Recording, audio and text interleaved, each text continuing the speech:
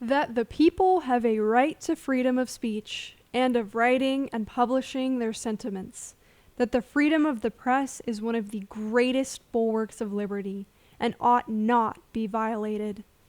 James Madison. Guest essayist, Gary Porter. American government, as President George Washington notes, is to be based on opportunities to discuss political and policy issues by reflection and choice, rather than by accident and force. If men are to be precluded from offering their sentiments on a matter which may involve the most serious and alarming consequences that can invite the consideration of mankind, reason is of no use to us. The freedom of speech may be taken away, and dumb and silent we may be led like sheep to the slaughter. George Washington, Speech to the Officers of the Army at Newburgh, the Newburgh Address, March 15th, 1783. The Articles of Confederation, Congress had difficulty with the states meeting their funding requisitions during most of the Revolutionary War period. Ending the siege at Yorktown in General George Washington's favor only made matters worse. With the British no longer posing a threat, the men of the Continental Army were ordered into a bivouac at Newburgh, New York. Soon thereafter, Congress stopped paying them as a cost-saving measure, and also stopped funding the soldiers' pensions. The conflict over this issue came to a head when an anonymous letter was circulated in Congress in which a threat was made. The Army would remove itself to unsettled western lands, leaving the states unprotected until such time as pay and funding resumed. Commander-in-Chief General George Washington traveled personally to Newburgh, and in an emotional scene during which he apologized for having to use spectacles to read his prepared remarks, said, "I have grown not only gray, but almost blind in the service of my country." He convinced the officers and men to renew their trust in Congress. Washington noted that the anonymous letter was appropriate since, if men are to be precluded from offering their sentiments on a matter, the freedom of speech may be taken away, and dumb and silent we may be led like sheep to the slaughter.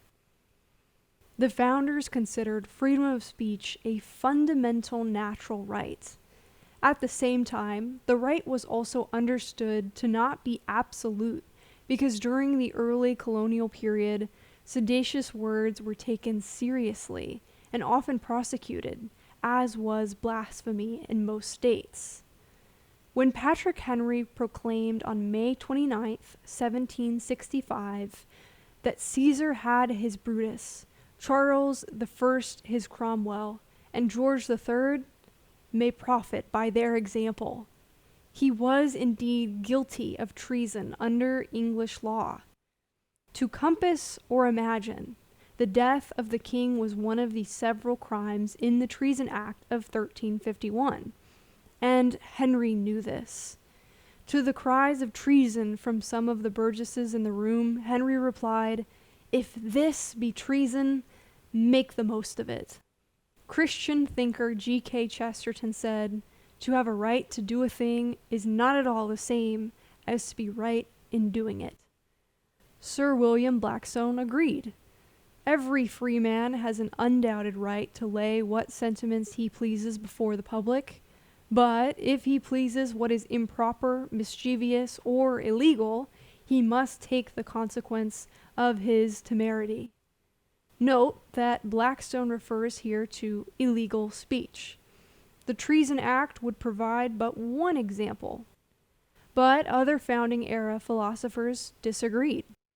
French philosopher Baron de Montesquieu, in his acclaimed work, The Spirit of the Laws, wrote, "The laws do not take upon them to punish any other than overt acts. Words do not constitute an overt act. They remain only an idea." Without freedom of speech during the period of 1760 through 1776, there likely would have been no revolution leading to American independence. Based on the founders' experience, the British would have prohibited public speeches, arousing the people to claim their freedom, and the press would have been severely curtailed. Freedom of speech is a principal pillar of a free government. When this support is taken away, the constitution of a free society is dissolved, and tyranny is erected on its ruins. Republics and limited monarchies derive their strength and vigor from a popular examination into the action of the magistrates. An evil magistrate entrusted with the power to punish for words would be armed with a weapon the most destructive and terrible.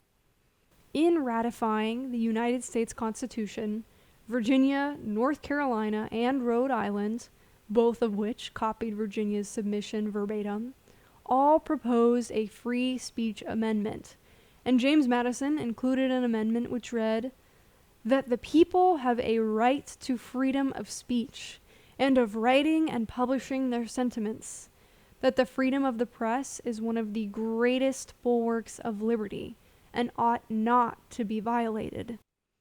In successive House and Senate committees, this was wordsmithed to the wording eventually placed within the Bill of Rights of the United States Constitution.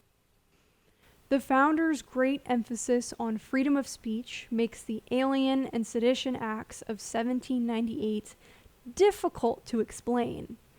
Perhaps the expression "when the shoe is on the other foot" best captures Congress's motivation to censor and suppress speech as the infant nation of America attempted to stay neutral in the on-again, off-again war between England and France.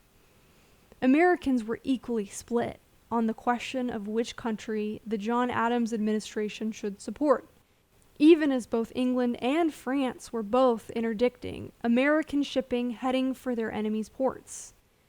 The Sedition Act made it illegal to make false or malicious statements about the Adams administration, specifically mentioning the president while conspicuously not mentioning the vice president.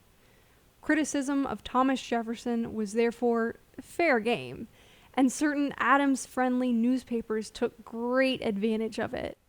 So convinced they were of the unconstitutionality of the acts, Thomas Jefferson and James Madison consented to drafting, respectively, the Kentucky and Virginia resolutions. These essays argued that the states have both a right and a moral responsibility to declare unconstitutional acts of the national government to be so and hold them to be null and void within their state. The U.S. Supreme Court eventually found the Sedition Act to be constitutional in the United States versus Thomas Cooper, 1800. Congress had set the Alien and Sedition Acts to expire on March 3, 1801. The reason being was the following day a new president and vice president would be inaugurated. Over a century later, President Woodrow Wilson's administration would bring back the Alien and Sedition laws as the Espionage and Sedition Acts. As the U.S. entered World War I, the free speech landscape had changed drastically by 1925, when the court incorporated the free speech clause into the due process clause of the 14th Amendment in Gitlow versus New York, creating an explosion of free speech cases based on state government actions, which continued thereafter. Although the free speech clause was intended to only restrict government actions, in the 1970s, the Supreme Court began deciding that commercial speech could also be regulated to some extent. Since that time, regulations on commercial advertising have become commonplace. Eventually, the court decided that certain types of symbolic speech, i.e., speaking through actions rather than words, should also be protected. Over the years, the following are some examples of types of symbolic speech among those requiring protection. Wearing of black armbands, Tinker versus Des Moines Independent Community School District, 1969. Flag burning, Texas versus Johnson, 1989.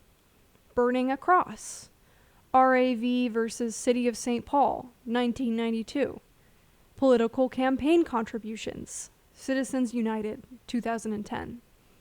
Without freedom of speech, remaining steadfast to the principle of free civil discourse and public debate without censorship, America would likely be a very different place. Freedom of speech is the great bulwark of liberty. They prosper and die together. Gary Porter is Executive Director of the Constitution Leadership Initiative.